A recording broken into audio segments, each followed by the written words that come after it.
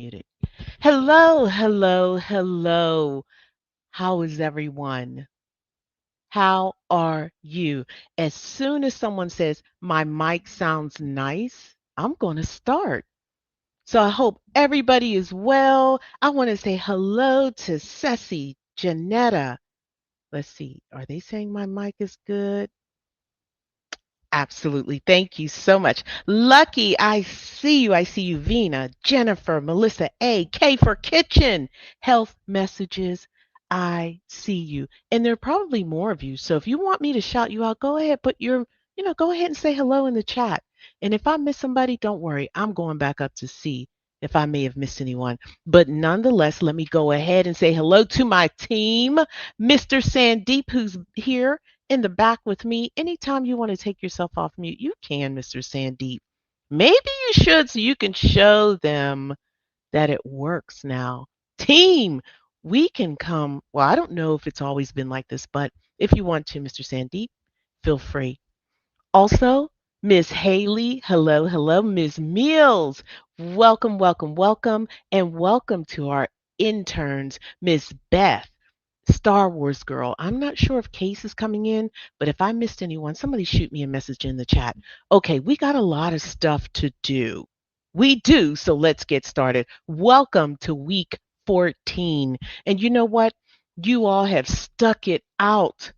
Oh, 2 more weeks to go. 2 more weeks. You did it. You did it. You should pat yourselves on the back. This was no easy peasy. No, it was a grind.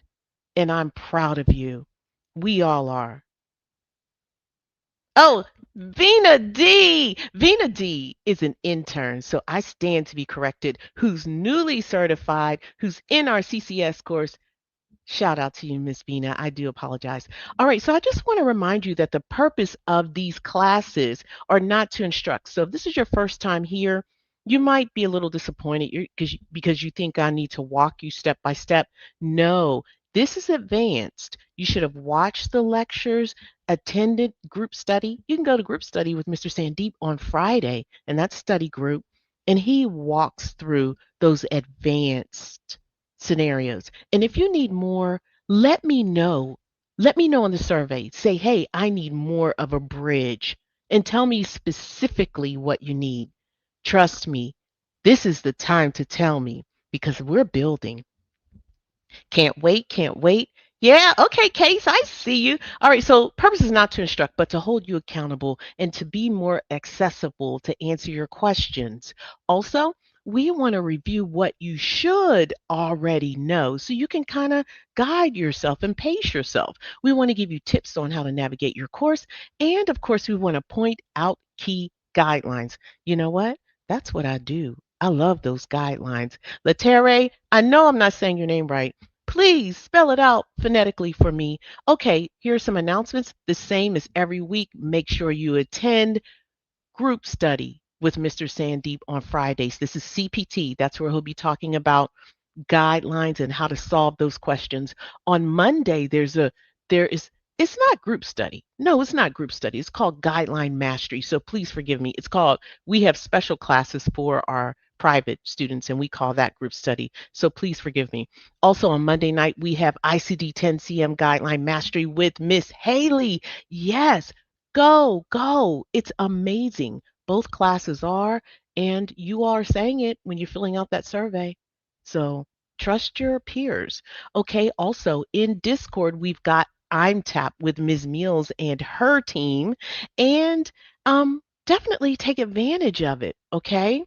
All right, if this is your first time here, you probably have missed a whole lot. And if you're not registered for the free course, go to our website, www.amcicoding, click on YouTube course, then go to the enrollment form, complete it, and then download the syllabus. Follow the syllabus in the order presented. Hi, Kylan. Kylan Chang. Hello, hello, hello. Welcome. That's the first time I remember your name, so welcome.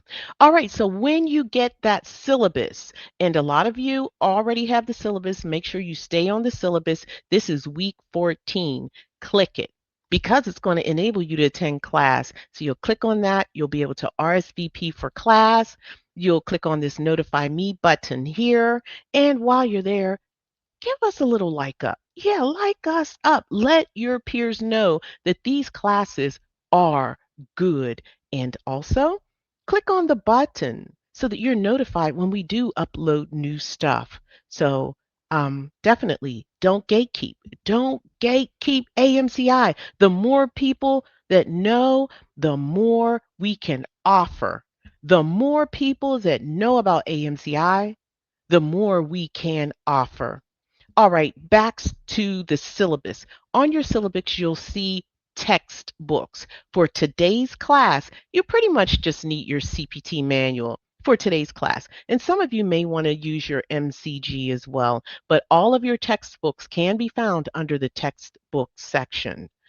Discord. A lot of people think, hey, I need to join Discord. No, you do not. It's not required. Yes, there is an additional fee. Minimally, it's $2.99 per month. But you get some phenomenal resources. Phenomenal. All right, so in Discord, you can go to our free medical terminology, anatomy, and medical term A&P class. It's interactive. And you know what? That interactive makes you learn. You're learning and not even knowing it. So definitely attend. And also, you can go to our test taking anxiety classes on Monday. Yes, we teach techniques. Well, I don't. Ms. Mills does, and it's also amazing. Also, you get additional resources in there like handouts, and the instructors are in there and the interns are in there to answer your questions. All right, so it is really, really a great place, a great space. So, what do you get? Additional resources, access to the AMCI instructors and interns, and private classes. Oh, don't forget Friday. We have Friday Night Live. Now, that is fun. If you don't have anything else to do, come and join us. Now I'm speaking fast because I want to get to some important stuff. Last week, I talked about what do you do after the 16 weeks? Well, if you feel you're ready to start exam prepping, then that is the next step. Exam prep. This phase right now is instruction. The next phase is exam prep. You can exam prep with us, the resources that I suggest, or you can go ahead somewhere else and exam prep. However, it's important that you have the foundation. Now you got it. Now you can exam prep. And you know what? You're going to blow that test out of the water. Want to know how to know? Well, I recommend after this class, I recommend that you go to the AAPC website and get the practice exams if you're taking the CPC exam. Go get the practice exams and purchase it. Yep, it's $79.99. You'll get either ABC or DEF exam. That's 3 exams.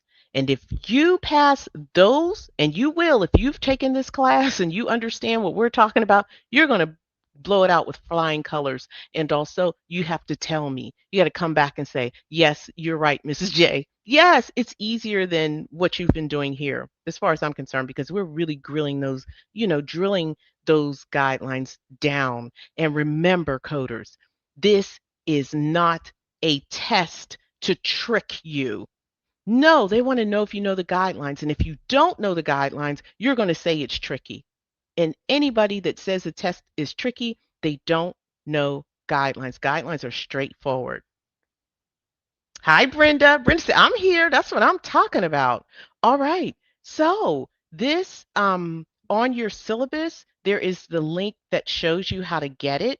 So that's what you do. So my advice, take this course. When you finish, I would say work on those questions from the MCG manual. There's over 1,000.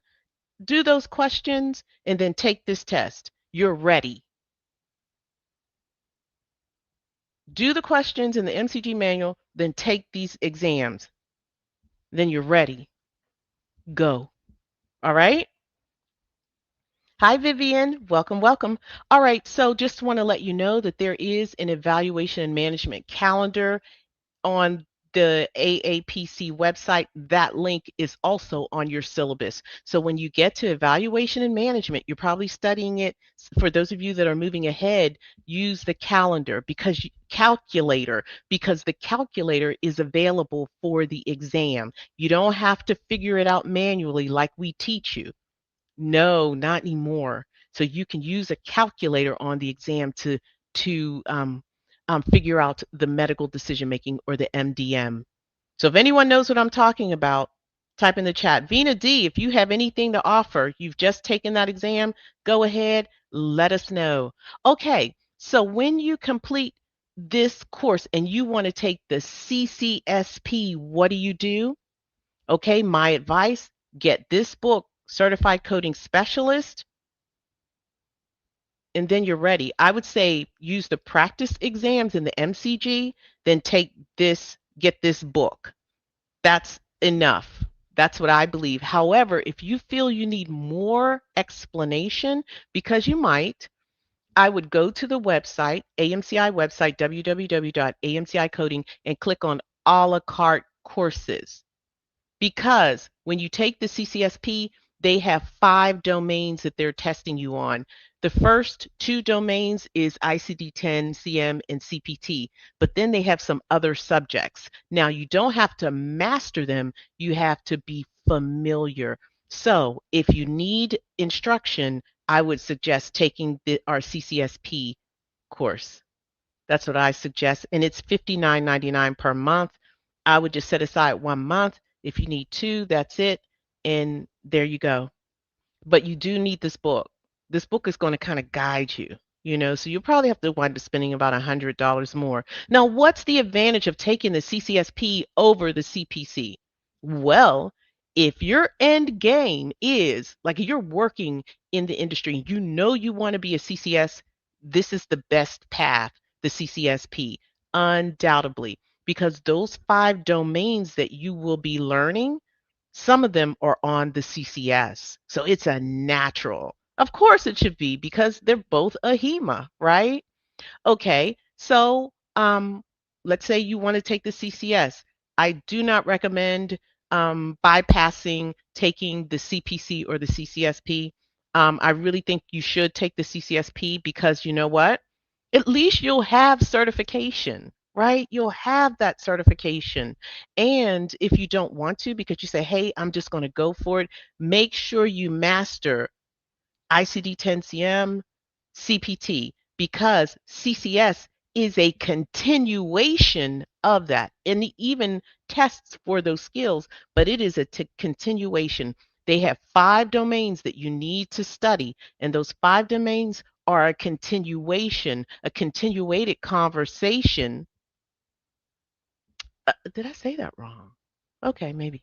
All right, so you're going to continue a conversation. For instance, you have to have already mastered ICD-10-CM guidelines in order to talk about DRGs, right? DRGs is a subject that you will need to bridge when you get to CCS. It's a major one. So you got to be able to understand the language, and already having that mastery puts you at an advantage. But I'm not discouraging you. I'm not saying it can't be done, but people know, you all know what your capabilities are, right? Your time and so forth. So I'm going to keep going. So I recommend for the CCS that you go to the a la carte course after this. Well, first, I recommend that you get your CCSP first.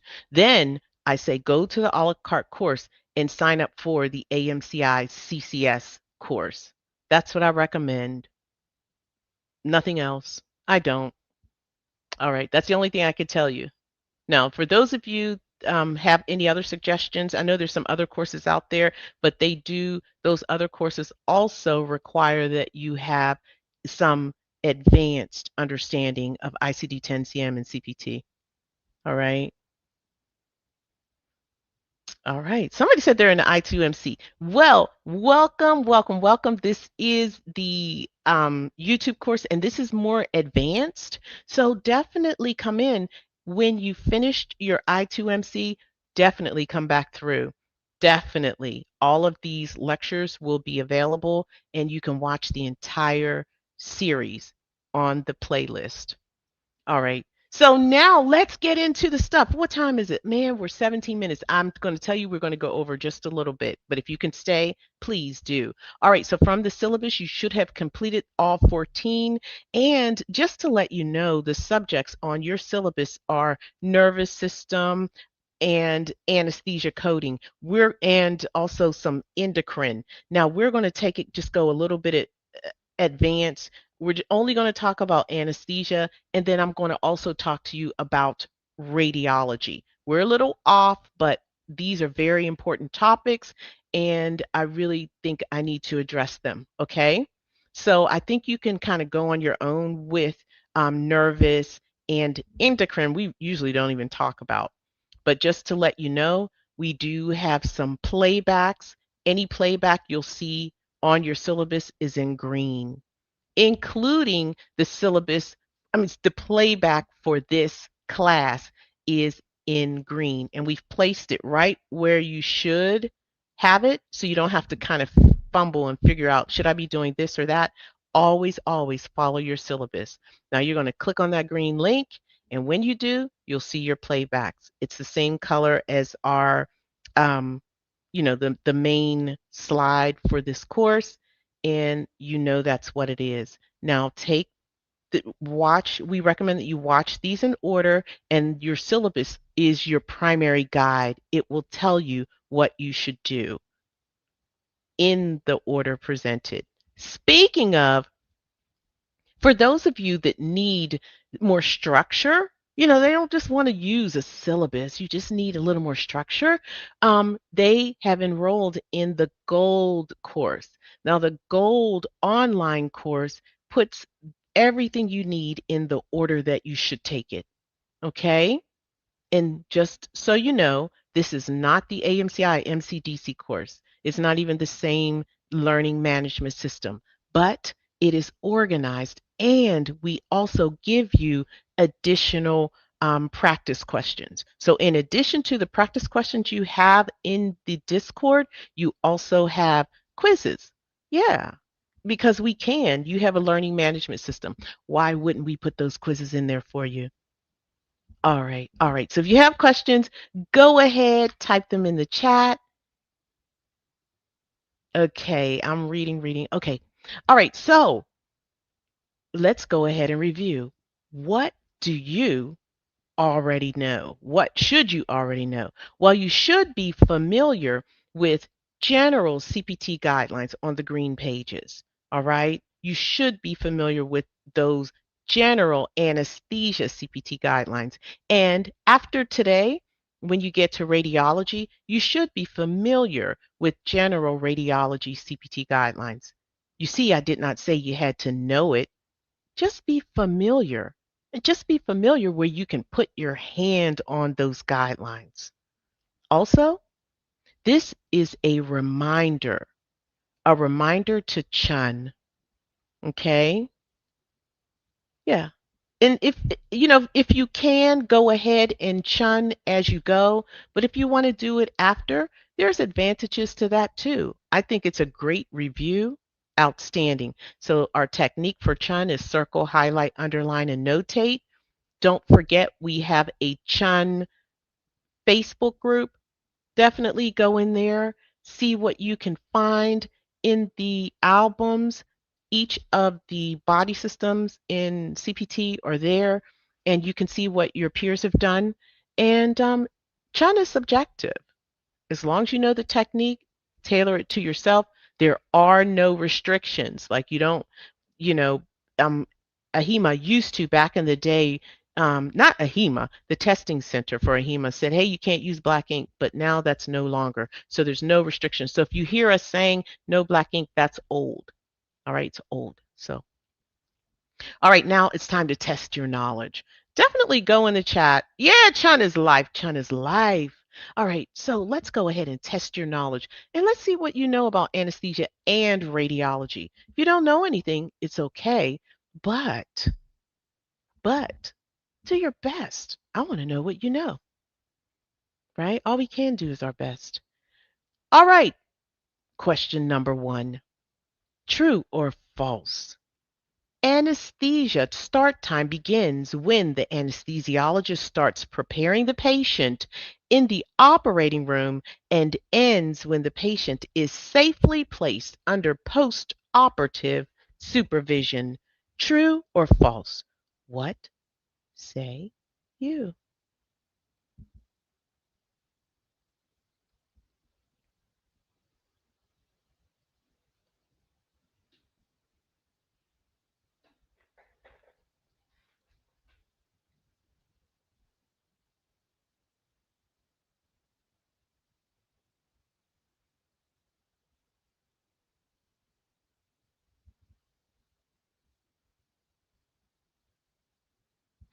All right, some of you've answered. Hi, Carolyn. Hi, Miss Jules. Latar, Grace, Janet T. All right, the answer is true. True. Question number two. Outstanding for all of you got it correct. And for those of you that learned something, priceless. When the surgeon administers general anesthesia as part of a surgical procedure, the anesthesia is coded separately using an anesthesia code with modifier 47. True or false? What say you?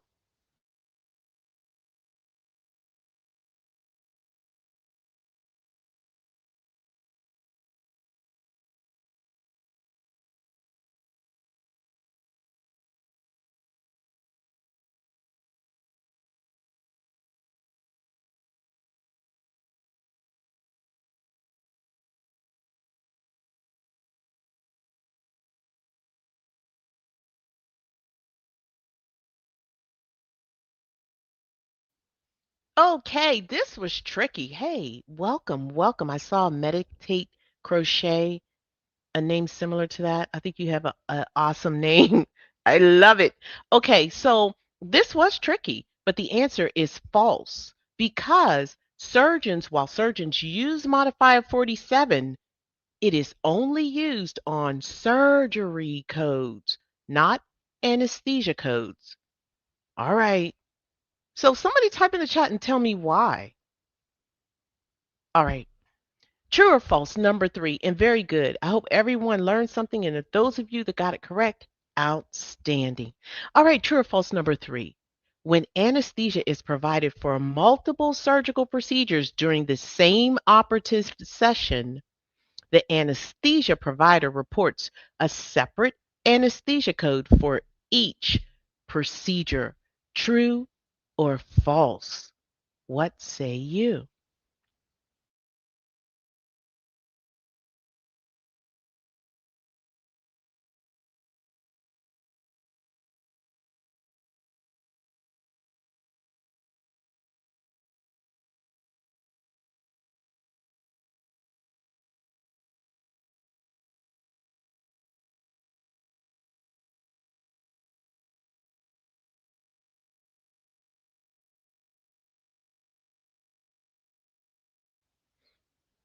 Okay, so we're a little mixed on this one. When the anesthesia is provided for multiple surgical procedures, you only report one code, one, and you choose the code with the highest base units or the highest level of complexity.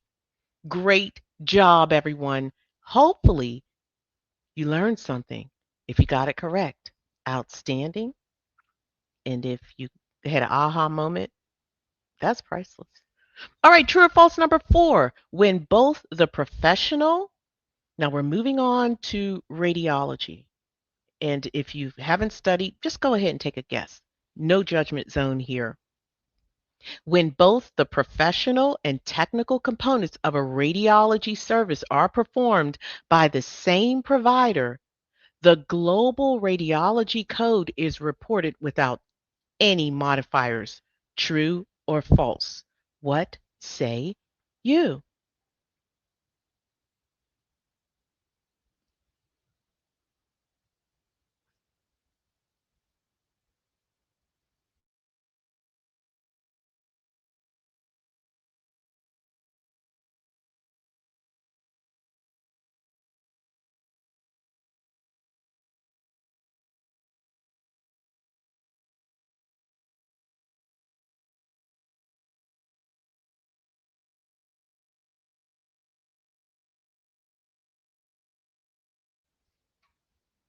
Okay, look at all those answers coming through. That's what I'm talking about. And the majority of you said false. A few of you said true. Okay. So when both the professional and technical components of a radiology service are performed by the same provider. So the one provider does both the professional service and offers the technical components. Absolutely. They get to code a global code. But I'm going to tell you something, and that's that radiology code. But I'm going to tell you something. If it's a hospital for any reason, they get to use that global radiology code because the hospital carries out so many and so many of the elements or, yeah, elements of the code, which is a comprehensive code that includes professional services and technological components. They are indeed using the global code. I think where we get tripped up is when you go to a independent radiology group, and if they have everything, then you can use that. However, if they are only providing the professional service, then they only get to use the code and append the professional components modifier. Did someone have an aha moment? Type in the chat. Let me know. I want to know. Did that make sense? I know that's right, Miss Vina. She said aha moments. All right, so someone has a question. So when using the global radiology code for the hospital, it goes without a modifier. Absolutely. Absolutely. No modifier is required or used for the hospital if the hospital is billing for the service. Now, if the hospital is only billing for the professional, let's say they hire the professional, yes, you're going to have to append the professional component. But if they are billing for the full service, they get the full global code. Absolutely. Okay. True or false? If the physician performs only the interpretation and report of a radiology study, they bill the professional portion of the global service using modifier 26. Did I just say it? I don't know. So if the profession, or excuse me, the physician performs only the interpretation and report of a radiology study, they bill the professional portion of that global service using modifier 26. True or false? Hopefully that makes sense. If it doesn't, say no. It's gobbledygook. Let me know. Hi, Miss Jules. Hi, great Sharad. Multi Meow. What cool names. You guys are so creative. Okay, meditate crochet. All right, everybody. The answer is true. Absolutely. Absolutely. Modifier 26. We're going to talk a little more about that soon. All right, so let's go ahead and review. I got a few gems for you, right? What's a gem? A gem is just an easy way to understand a guideline. All right.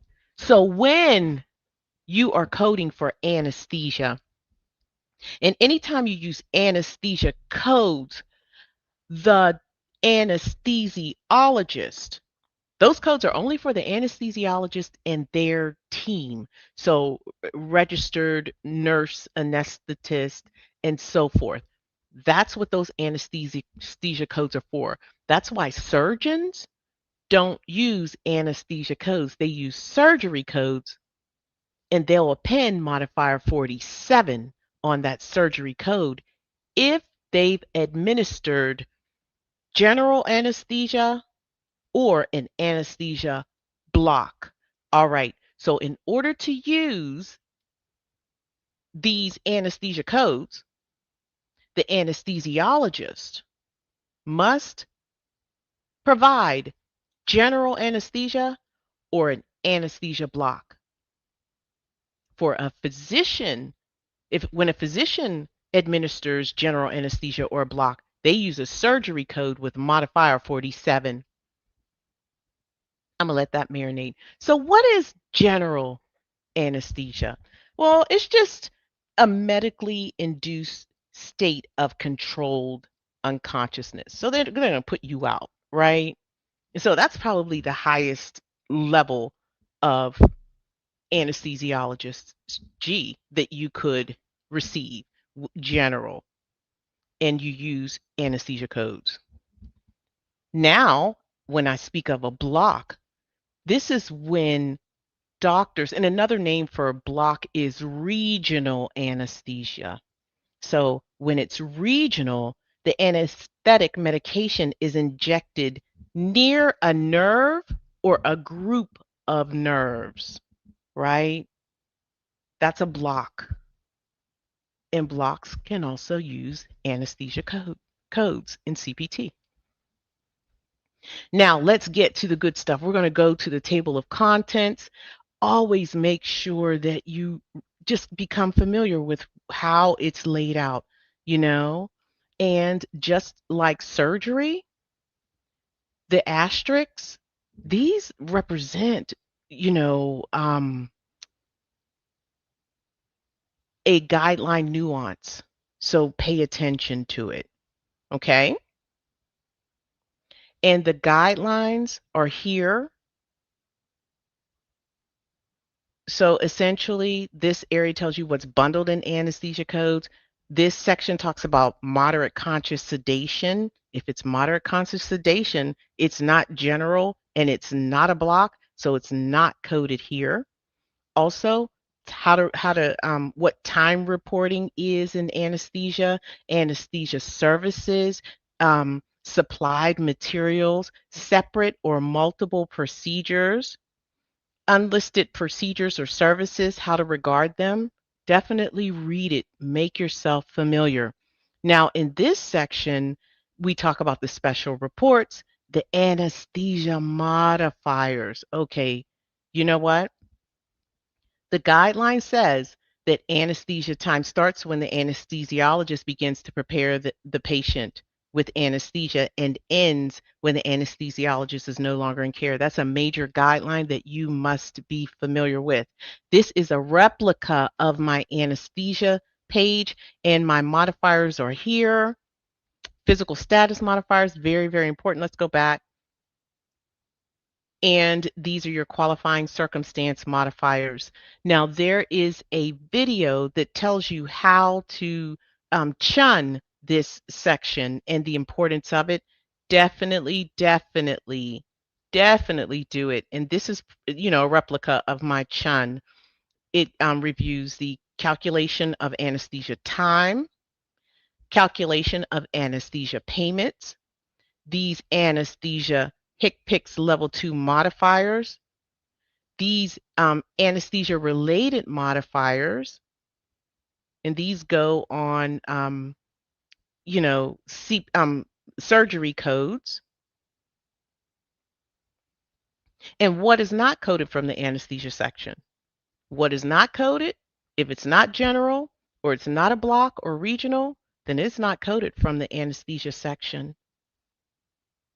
All right, now I'm going to move on. Good. Someone said they chunned it. Good job. All right, now let's go ahead and let's do a scenario. And we're going to, of course, start with anesthesia. You all ready? Of the following answers, which best describes the encounter? A, 00840, B, 00790, C, 00790, 00840, and D, 0084051 modifier. An anesthesiologist provides general anesthesia for a patient undergoing a laparoscopic cholecystectomy, and that's 4 base units. During the same operative session, the surgeon also performs a laparoscopic appendectomy, and that's 3 base units. The anesthesia provider monitors the patient for the entire operative session. Okay, coders, I'll give you some moments. Is the answer A, anesthesia for the lower abdominal procedures? B, anesthesia for upper abdominal procedures? Or C, Anesthesia for upper and lower abdominal procedures, or D, anesthesia for the lower abdominal procedures with a multiple procedures modifier. What say you?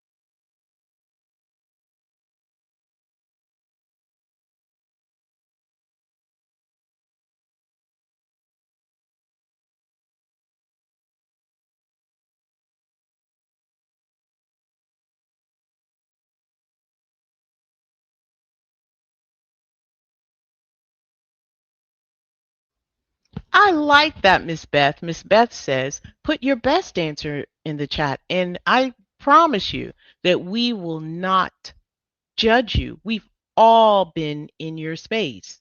Definitely. And we know, someone said, hey, I'm brand new here. And I don't want them to feel like, hey, they can't participate. You participate too. Go ahead, put those answers in the chat. And I see a lot of people said D, a lot of people said C. Yeah, those answers are flying. Anything else? Okay. All right. You know, one thing that I struggled with, I'm like, is this upper or lower abdominal? Is a cholecystectomy upper or lower? And how do you tell the difference? Is a laparoscopic appendectomy upper or lower? So what I'm going to do is first, I'm going to inventory. If this is your first time here, we inventory by writing down all diagnoses, signs and symptoms, treatments, and procedures. And yeah, this is anesthesia. We're just going to use the same metrics. Number one, this is general anesthesia. Okay, maybe we're not because this is not a diagnosis, sign, or symptom. Oh, wait, yes, it is. It's a procedure, right? General anesthesia, and this patient had a laparoscopic cholecystectomy and 4 base units, and laparoscopic appendectomy, 3 base units. I don't know what's upper or lower. Why is that important? Because code 800840 is the anesthesia for intraperitoneal procedures in the lower abdomen, including laparoscopy, not otherwise specified. And 00790 is anesthesia for intraperitoneal procedures in the upper abdominal, including or abdomen, including laparoscopic, not otherwise specified. Now, if I didn't know, here's a clue. This is an entire family, right? These are families. So look at this. We got amniocentesis, abdominal perineal resection, hysterectomy, pelvic extenuation. Hey, so this is low, right? So we know this is low. If we have any of these procedures, this is low. And this is upper. You see a hepatectomy. This is part of the liver, a pancreatectomy, liver transplant. So this is upper, but I still want to know for sure. I do. I want to know for sure what is upper and what is lower. Okay. Well, in the upper abdominal region, the liver, gallbladder, stomach, pancreas, spleen, duodenum, and upper portions of the small intestine pretty much are the upper abdominal area, right? So you'll have procedures like cholecystectomy, gastrectomy, liver biopsies or resections, pancreatic procedures, and splenectomy. In other words, coders, here's the gem. The gem is if it deals with the digestive organs, it's upper. And better yet, it's upper if it's above the belly button. I like above the belly button.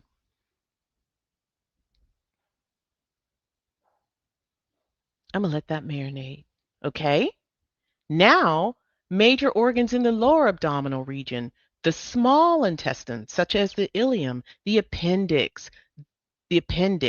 So down in here, down. All right. So your colon, the ascending colon. Here's your ascending, this part, and the descending, this part. So belly button down and the sigmoid colon, the rectum, the urinary bladder, reproductive organs like your uterus and ovaries, and the prostate. So belly button down, common lower abdominal procedures, appendectomies, colectomies, hernia repair, hysterectomy, stuff in the pelvic region that really is below the belly button. So if it deals with the pelvis, it's lower, below the belly button. And I guess I was just talking because that chat did not move. So now it needs to move. You have to tell me that you know the difference between upper and lower. It's important that I know.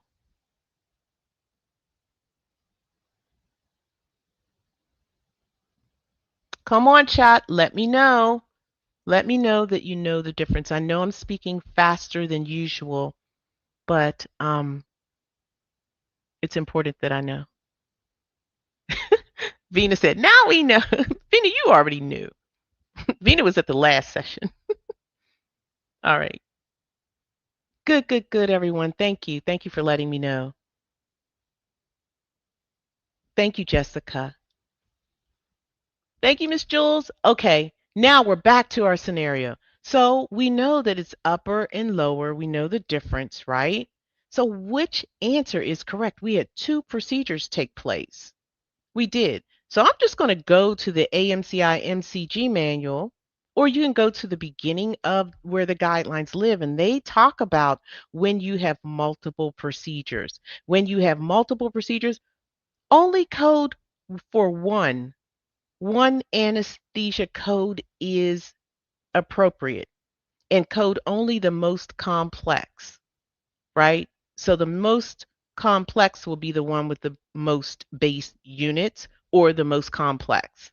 Now, let me tell you why you only use one anesthesia code, because the anesthesia is based on time. And when they administer the anesthesia, they're not going to administer another anesthesia, right? To carry out the other code. They can carry out both procedures under that one anesthesia code. So they're not going to, administer the anesthesia, put the patient out, and then bring the patient out of consciousness and then redo it again, right? So one code is enough. All right? Okay. So now we got upper and lower. And because the laparoscopic cholecystectomy is the larger of the two, we only have to code for the laparoscopic cholecystectomy, and it's in the upper abdominal region. Okay, coders, who had an aha moment? Go ahead, type in the chat, type in the chat, type in the chat. I see. Sai, great job. Multi Meow, great job. I love it. You know what, Miss Jewel? I do that all the time. Indeed. Good. And you all, that's right. That's right. Great effort, coders. Great effort. Okay, Vaughn, good to see you. Okay, here's the jewel. If it deals with digestion, it's the upper abdomen, belly button up. If it deals with organs in the pelvis is lower, belly button down. And lastly, when you have multiple procedures, code the most complex procedure. Okay? All right, we got another scenario. I'm going to pick it up just a little bit. All right. Of the following answers, which best describes the encounter? A surgeon performs an excision. Oh, sorry. Of the following answers, which best describes the encounter? A, 00300, B, 0030047 modifier, C, no anesthesia code reported, D, 1160247 modifier, excision of lesion. anesthesia by surgeon. A surgeon performs an excision of a malignant lesion with an excised diameter of 2.0 centimeters. The surgeon anesthetizes the operative area using an injection of bupivacaine prior to the excision. Of the following answers, which best describes the encounter? Go ahead, type your answers in the chat. Yeah, this one, yeah, it's going to make you think a little bit.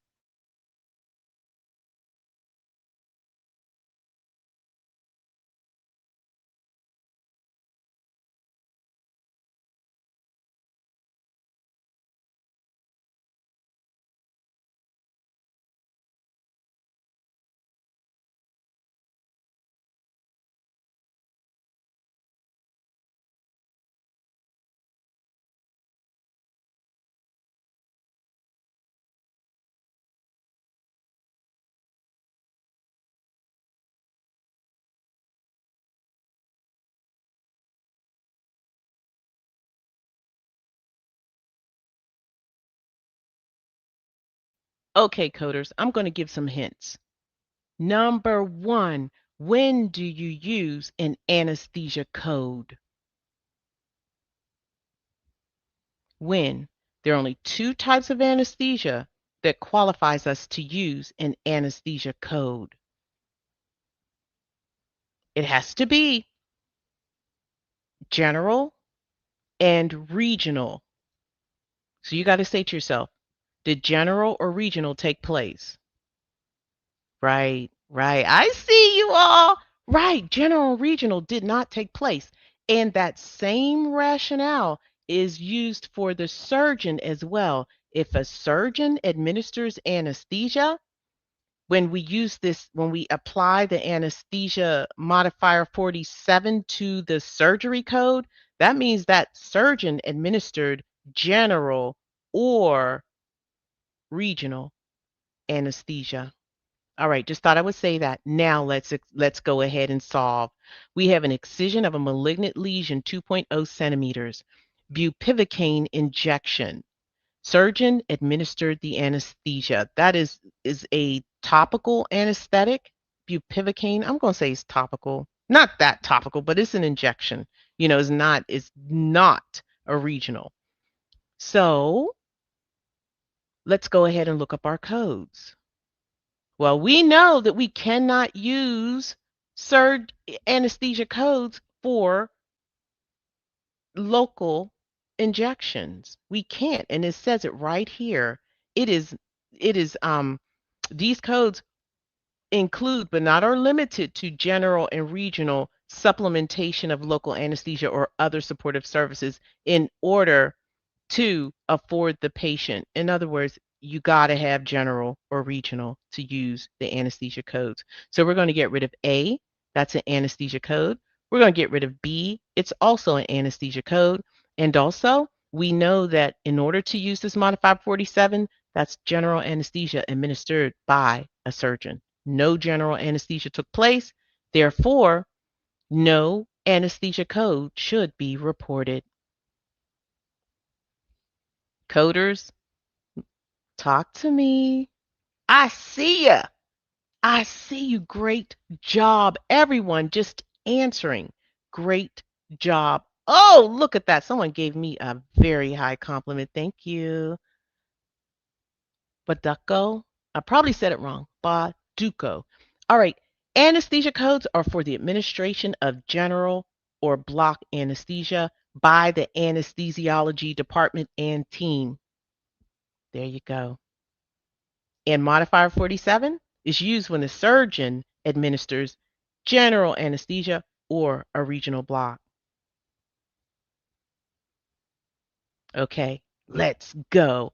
OMG, we got another scenario for anesthesia. I believe it's our last one. Okay, of the following answers, which best describes the anesthesia time? A, 90 minutes, B, 105 minutes, C, 75 minutes, or D, 60 minutes. An anesthesiologist begins preparing the patient for anesthesia at 8 o'clock. The surgeon The surgical procedure ends at 9:30. We're going to assume they're both AM. Let's just say AM, okay?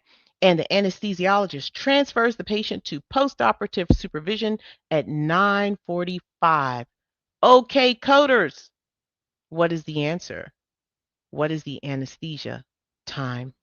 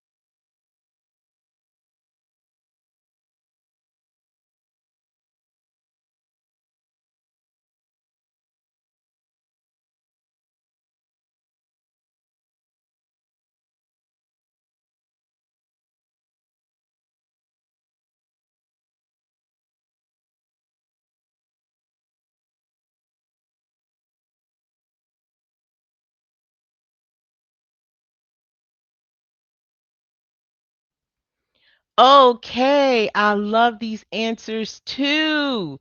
Okay, we're going to go ahead and solve. The patient was prepped at 8 a.m. That's the start time.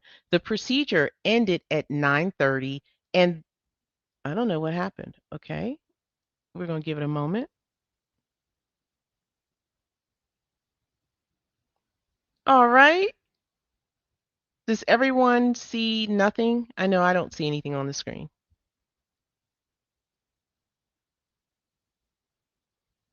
Let me try and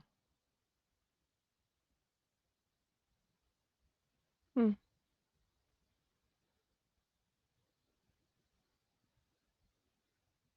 I'm just going to perhaps try and add another.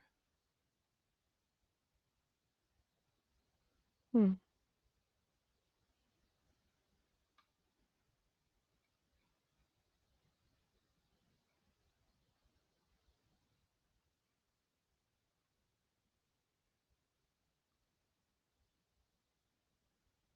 It's not a, oh, okay. All right. There we go. Can you all see my screen? All right. So someone says they see the black screen. Now it should be the correct screen. Let me know if you can see the actual screen. All right. All right, good. All right, so let's go ahead and inventory. The patient was prepped by anesthesia at 8 a.m. The surgical procedure ended at 9:30 a.m. Then that patient was transferred to post-op at 9:45. So we need to be able to calculate this time. And the only way we can do it is knowing the guideline. More than likely, you will be tested on this. And the guideline says that the anesthesia time begins when the anesthesiology begins to prepare that patient and it ends when when the patient is no longer in the anesthesiology department's care. So when they transferred it over, that's when they're no longer in care and that is when it ended. So 8 o'clock is the start time and the transfer time is 9:45. You all following me? All right, so those are our times. So essentially, you subtract 9:45 and 8 o'clock, and that gives you 1 hour and 45 minutes. So that isn't any of those aren't our options. So you can just go ahead and convert. 1 hour is 60 minutes, 45 is 45 minutes, 60 plus 45 is 105 minutes of total anesthesia time. All right. So if you got that correct, outstanding. If you learned something, that's good. If you didn't get it, there is an anesthesia video on your playlist that'll help walk you through, and you can start and stop it as often as you like. Now, one thing I want to do is I want to make sure that you understand how to calculate units of time. You may have a question on your exam where they're going to expect you to know how many units are in 104 minutes. How many anesthesia units are there in 105 minutes? Well, how do you do that? Well, the first thing you need to know is that one unit of time is 15 minutes. So every 15 minutes is one anesthesia unit. Every 15 minutes is one anesthesia unit. So in order to determine the number of units of time from 105 minutes, you'll have to divide 105 by 15. So in order to know the number of units, you have to divide by 15. So that 105 divided by 15 is 7. So the answer would have just been 7. There are 7 anesthesia units of time.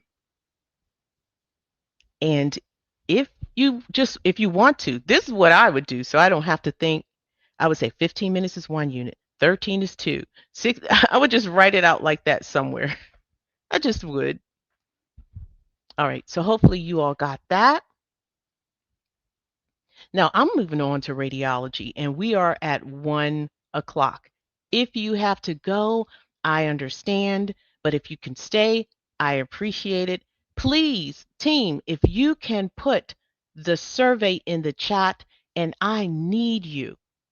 Coders, I need you to complete that survey. My team and we have to get survey responses. And if Mrs. J doesn't get any, that is saying that you all just don't really prefer this instruction. Also, that's the only thing I'm asking from you, nothing else. So if you can just let me know how this experience was, I would appreciate it more than you know. All right, now we're moving on to radiology, and thank you in advance.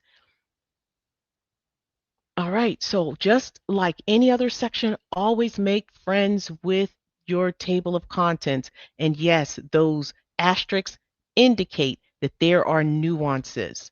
So lock in. When you see an asterisk, lock in. All right, 9 times out of 10, not always, I'm not going to say 9 times out of 10, but many of the exam guideline based questions have those asterisks next to them.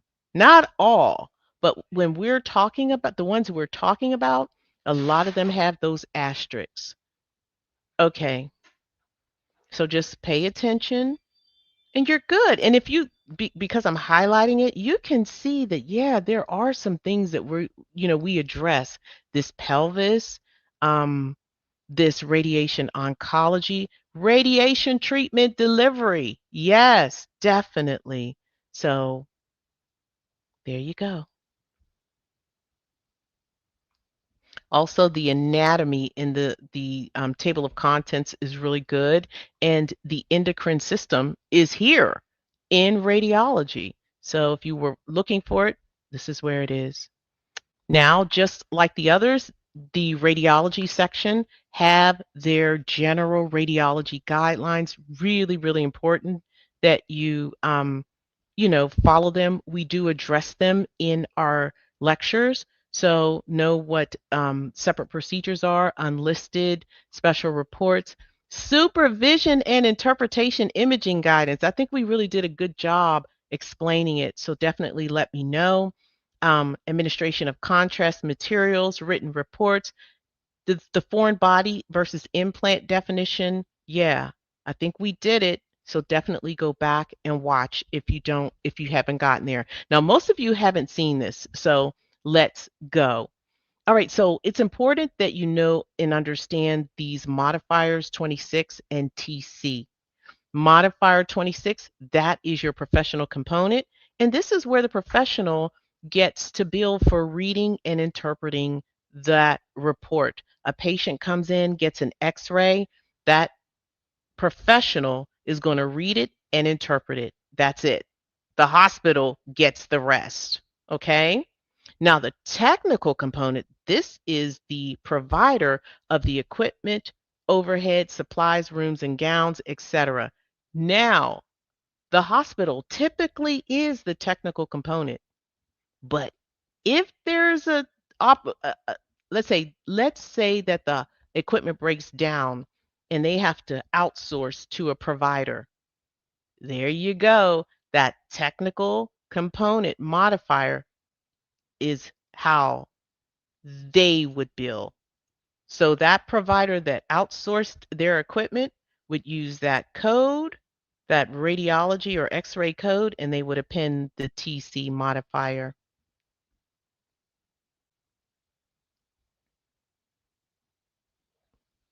All right. Now, we're just going to figure out what you already know. Okay? So, if you know it, go ahead and answer. If you don't, it's okay. This is great. This is instruction beforehand. All right, so what modifiers used to report the professional component of a service, of a global service or a global code? What is that modifier? Go ahead, put your answers in the chat.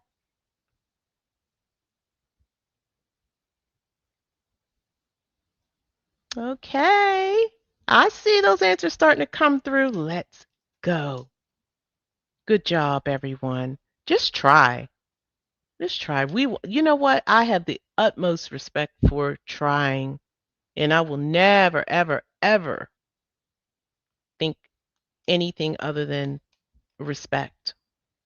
Yes, yes, try, try. Okay, the answer is it's 26 modifier 26. Now, if you want to know where that modifier is and you want to see it briefly, if you open up the inside cover of your CPT manual, you will see modifier 26 as well as an abbreviated definition.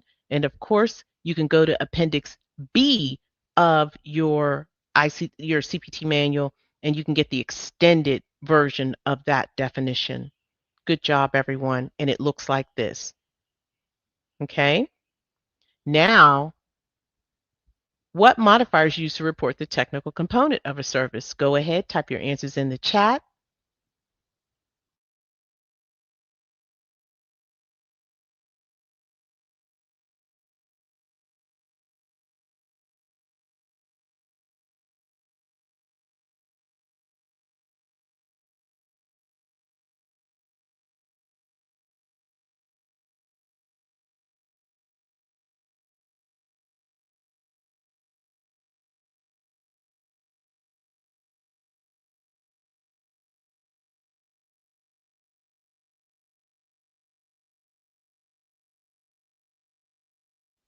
Okay, good job. I gave you more time, and 100% of you got it correct. Yes, the technical component is TC.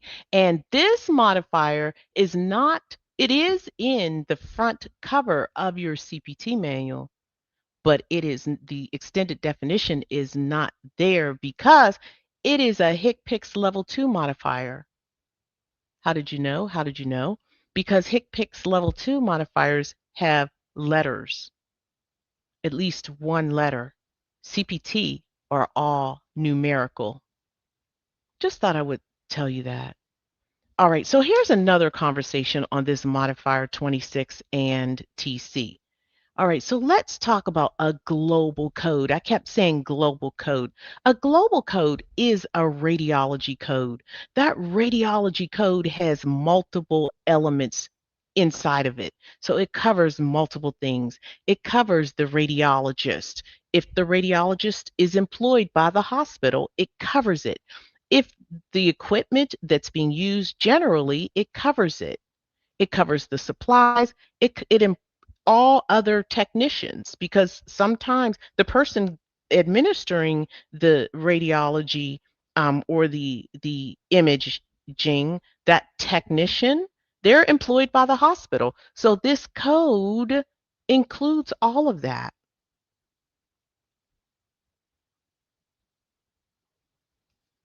And the hospital owns everything generally.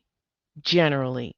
However, generally, so they almost always get to use the 71045 if they've administered that radiology. Let's say this chest x-ray.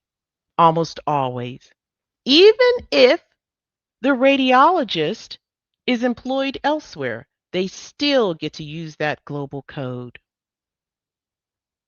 Now, when the radiologist is not employed by the hospital, the radiologist has to get paid. So they would use this same code, 71045, 26 modifier. And 26 modifier says, hey, I'm only providing the professional part or the professional component of this service. And that's how they bill, and that's how the radiologist gets paid.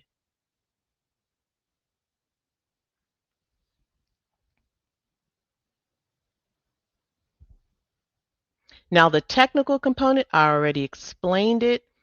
Um, Typically, the hospital provides the technical piece. However, if they have to rent out or subcontract because, let's say, the equipment broke down, that equipment provider would bill this way, 71045 TC. They're saying, hey, I'm the technical component, the equipment or the technical provider of this global service. Are you all with me? Go ahead, type your answers in the chat. Let me know. No, I mean, you all haven't gotten here yet. So if you're with me, I'd like to know. All right, we got a scenario. How would the hospital report the services? A, 71045 chest x-ray single view. B, 71046 26 modifier. C, 71046 TC. D, 71046. We can eliminate two things off bat, right? Yeah. A patient presents to the hospital radiology department for a chest x-ray. They had a PA and LAT. The image is performed. The imaging is performed and the radiologist reviews the images and documents the findings in a written report.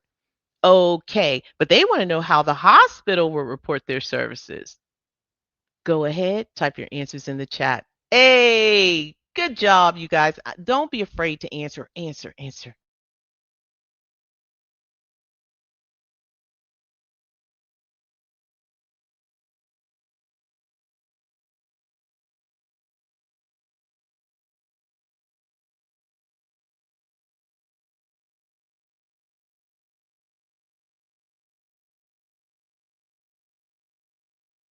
Okay, I'm going to move it along. Good job. Good job. So I'm going to inventory. Well, it's the radiology department. A chest x-ray took place, a PA and a LAT.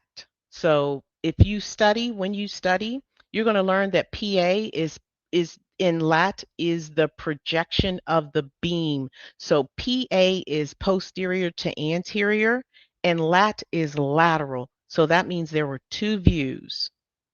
And then the radiologist reviewed the images, but we need to know what the hospital would report. We are not. We are being forensic. We're not going to be confused. All right, so here is a short gem for you. If it's the hospital, use a global code. If it's the doctor only, professional part of the global code, so the PC. If it's the equipment only, it's the technical part, right? And we're coding for the hospital. So we have to use a hospital global code. That means no modifiers. And it's either A or D, right? And we've already established that there were two views. So D is the code for two views. All right? So if you said D, like a lot of you did, that's what I'm talking about. Anusha, great job. Jessica, great job. Kathy, Brenda, Multi Meow, I keep seeing you come through here. You're killing it. Yvonne, a lot of you are killing it. Okay, outstanding job. This is the last one, okay? And I do appreciate you all staying behind. All right, here's the last one. Of the following answers, which best describes the encounter? A, 74150, B, 7415026 modifier, C, 74150TC, D, 74150 modifier. A patient receives a CT scan of the abdomen at a physician-owned imaging center. The physician provides the equipment, performs the scan, and also interprets and writes the report. Okay, coders, is it A, CT of the abdomen without contrast, B, CT of the abdomen without contrast, professional component, C, CT of the abdomen without contrast, technical component, or D, CT of the abdomen without contrast, CT of the abdomen without contrast, professional component? So, what say you? What is the answer?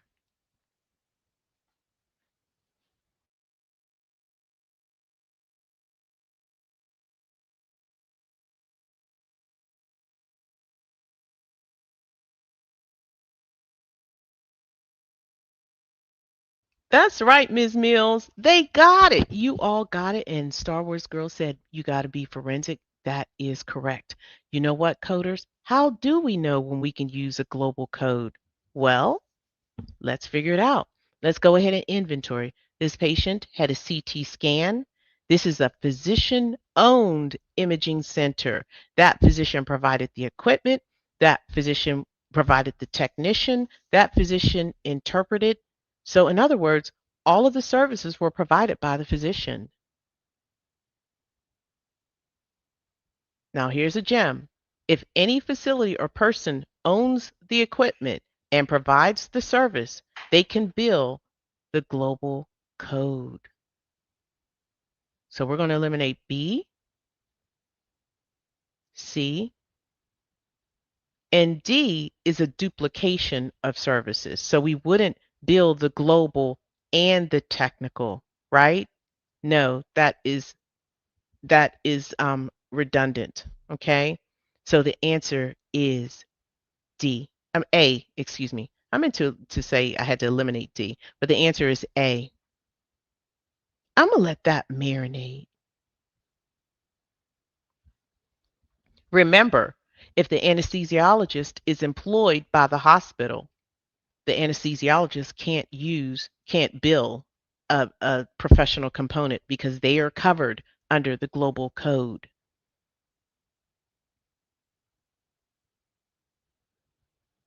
And this is the same logic and rationale. All right, so I just want to say outstanding job to all of you. The answer was A, and if you learned something, outstanding. And I keep this incorrect slide here just to let you know that ChatGPT is not always perfect, right? Nobody's perfect, not even Chat. All right, so if you learned something, that's priceless, and I'm proud of you. I am indeed. Okay, so here are the final words. Yeah, we got a lot of work. In week 15, you got radiology, pathology, and medicine chapters. Yeah, we're doing it. And if you are a gold student, definitely follow your course in order. Chapter 15, everything is there. And don't forget, we do have this video catalog here. So if there's something specific that you want to study in radiology or anesthesia, oh, anesthesia, I don't think we're ever going to have that because our anesthesia is comprehensive. We'll look into it. Okay. But radiology, click on that and you can study the guidelines as, individually. So you don't have to look at a full 3-hour lecture. So hopefully you like it. And we love it because it's our guidelines. Not no, it's not our guidelines. It's the guidelines that we have kind of fed into AI, and those are the guidelines that they are referencing. All right, so this is our final This is our final word. Just want to remind you that this class is not for instruction, even though we do instruct, but the goal is to augment what you already know about guidelines. Remember, you don't have to remember guidelines, just that they exist and where you can put your hand on it to reference it. Don't forget to attend the Friday CPT guideline class with Mr. Sandeep. If you want to do ICD-10-CM, that's on Monday with Miss Haley.